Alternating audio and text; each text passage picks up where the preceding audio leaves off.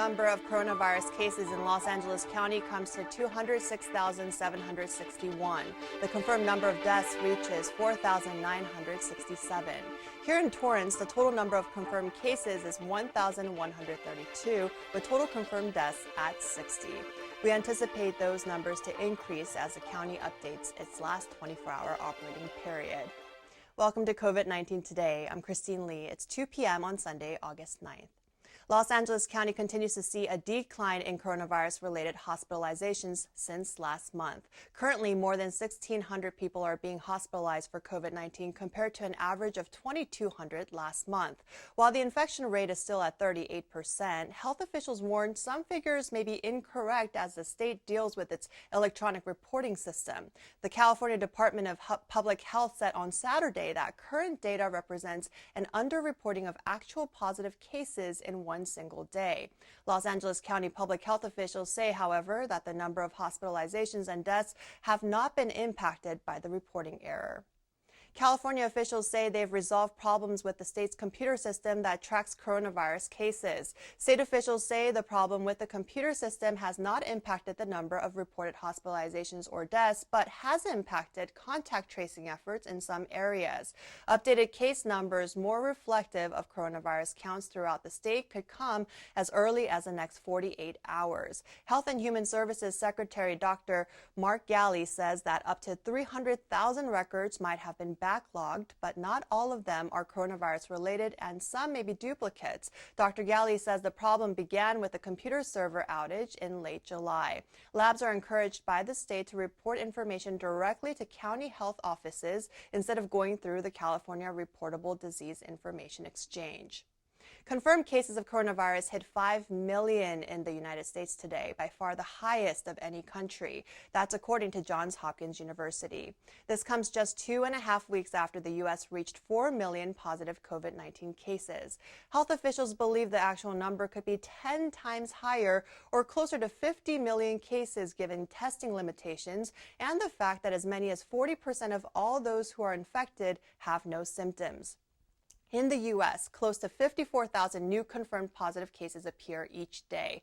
That number has declined over the last month, which saw highs of 70,000 per day at one point. The U.S. accounts for about 25% of all cases reported worldwide. Racial disparities continue to be seen in COVID-19 related mortality rates in Los Angeles County. While the overall death rate in the county is 45 deaths for every 100,000 residents, Latinos have a much higher mortality rate at 68 deaths per 100,000 and blacks at 54 deaths per 100,000 residents. While it's 35 and 26 per 100,000 residents for Asian and white residents respectively, officials attribute higher infection and mortality rates among brown and black communities due to the fact that they make up the majority of the workforce in many essential jobs. Federal officials have stressed that the greater impact of the virus on some groups is not driven by genetics, but rather social conditions such as work and housing. The chief Health Equity Officer for the Centers for Disease Control and Prevention, Dr. Leandris Libert, said to just name racial and ethnic groups without contextualizing what contributes to the risk has the potential to be stigmatizing and victimizing. A new report just released is proving coronavirus is impacting children more than initially believed. The American Academy of Pediatrics found that in the last 2 weeks of July, nearly 100,000 children tested positive for COVID-19. Vanderbilt University is leading a government-funded study that sent DIY testing kits to roughly 2,000 families.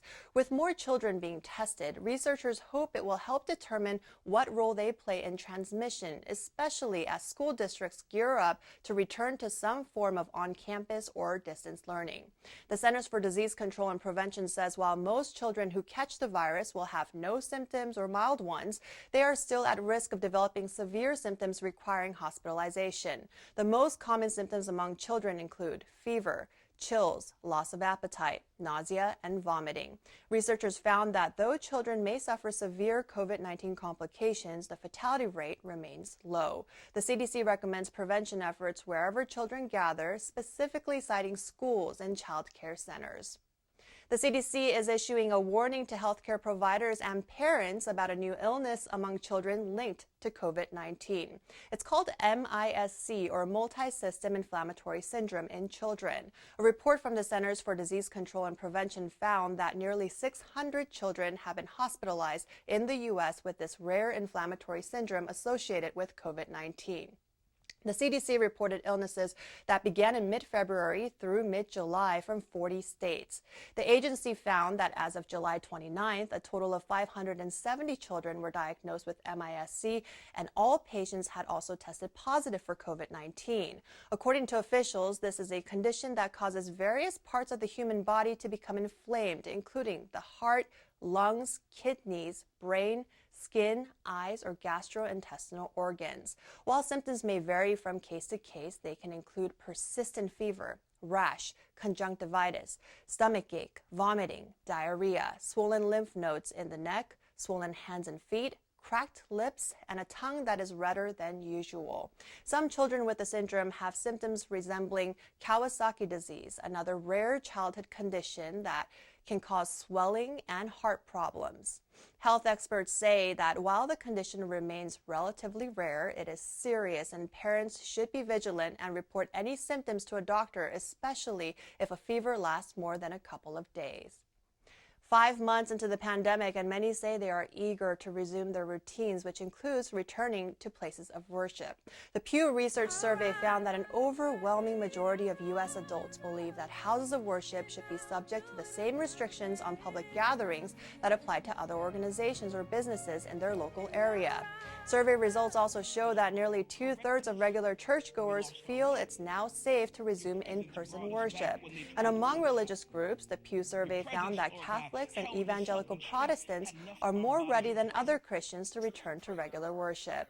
In mid-July, California Governor Gavin Newsom told counties on the state's watch list, which includes all counties in Southern California, to close indoor activities at places of worship, fitness centers, and offices of non-critical sectors, personal care services, hair salons, barbershops, and indoor malls.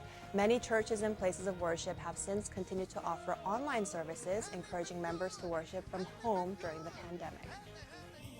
President Donald Trump bypassed Congress, taking matters into his own hands, and signed 4 executive orders on Saturday. After 2 weeks of unsuccessful negotiations, President Trump signed a number of programs designed to help Americans during the pandemic. Trump's order for unemployment calls for up to $400 in payments each week, down from the $600 people were receiving. Trump says going forward, states would have to cover 25% of the new payments, as previous benefits were fully funded by the federal government. The measure also includes extending payroll cuts through the end of the year, a suspension of federal student loan payments, and efforts to minimize evictions. Now, the executive orders could face legal challenges questioning the president's authority to spend taxpayer dollars without the approval of Congress, as Congress controls federal spending, not the president. One university system plans to make flu shots mandatory this fall. Students, faculty, and staff in the University of California system will be required to get a flu vaccination before November 1st as part of a system-wide executive order signed this weekend. In consultation with the UC Health leadership, officials say the mandate is an important proactive measure to help protect members of the UC community and the public at large.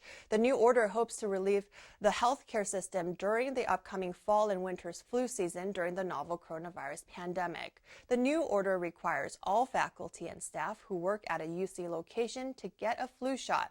Officials say they also hope to add flu shots to the existing immunization policy for students as well. According to the Centers for Disease Control and Prevention, flu vaccines are a safe and effective way to prevent millions of illnesses and thousands of related medical visits each year. In recent years, flu vaccinations have reduced the risk of flu-associated hospitalizations among older adults on average by about 40%. Alaska Airlines is hoping to entice travelers to get on a plane again and boost bookings for their fall season.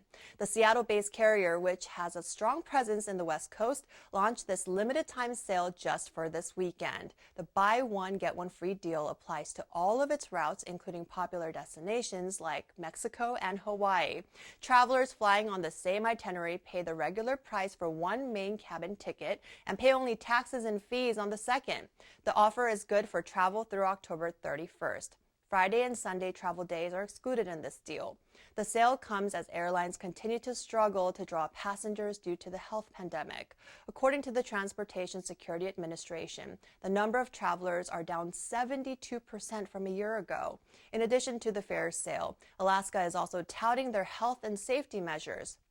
Alaska is among the few airlines limiting the number of seats for sale for social distancing, with middle seats blocked through October 31st.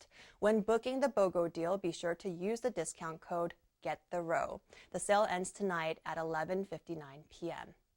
There is still time to take part in a national survey. The 2020 U.S. Census recently moved its deadline to September 30th, a month earlier than expected. The U.S. Census data helps determine how billions of dollars in federal funding should be spent in state and communities each year.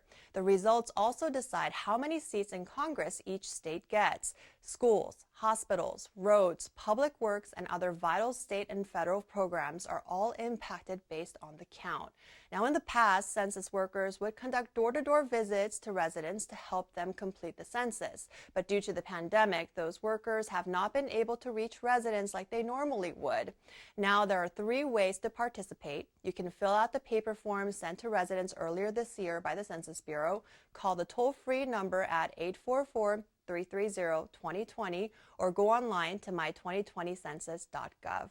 Regardless of which method you choose, it shouldn't take more than 10 minutes depending on how many people live in each household.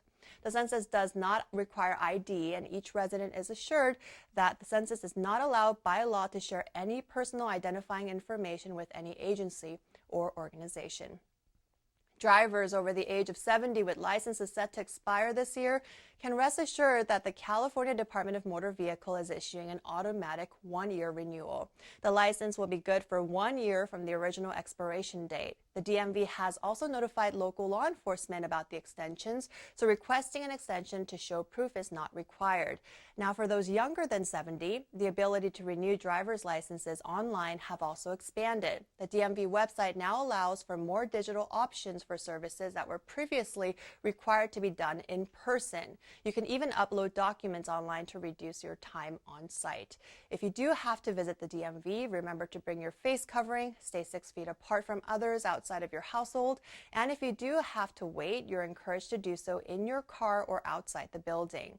Now, for seniors who need assistance navigating through COVID-19 restrictions at the DMV, a free seminar is available online through a nonprofit organization called Senior Concerns. This takes place on Tuesday, August 11th at 4 p.m.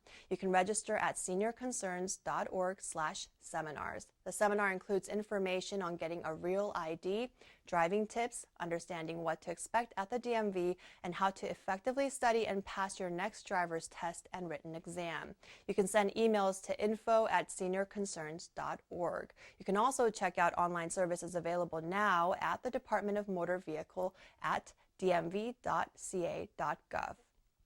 While the weekend is almost over, if you haven't checked out downtown Torrance and their alfresco-style dining experience yet, you still have a few more hours. There are 21 restaurants now participating with street closures to ensure visitors can walk around and enjoy neighboring retail shops and dine outdoors safely.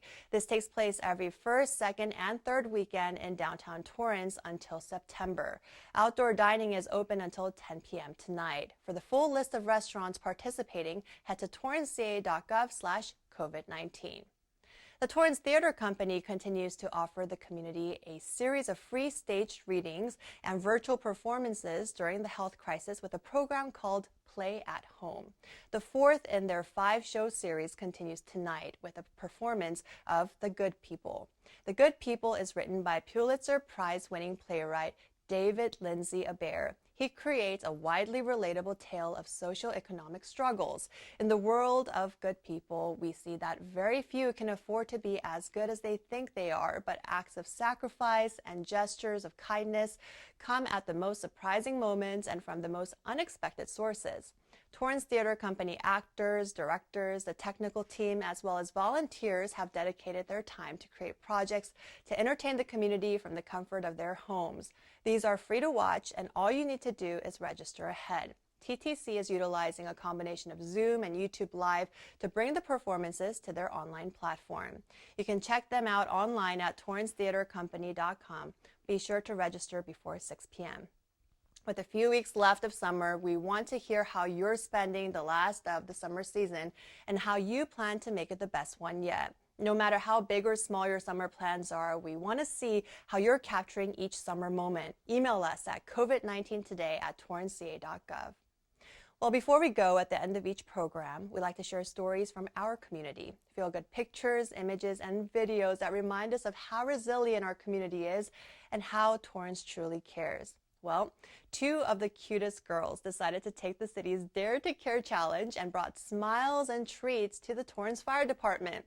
They delivered snacks and these adorable thank you signs. What a great way to instill at such a young age that kindness matters. Now, if you take part in the city's Dare to Care challenge, email us your photo. You may just be the winner of a Dare to Care face mask while supplies last. Send us an email. We'd love to hear from you. That's our update for COVID-19 today. We hope you'll join us again tomorrow at 4 p.m. as Leslie Robbins brings you the latest updates. Be safe, stay healthy, and thanks for tuning in. We'll see you next time.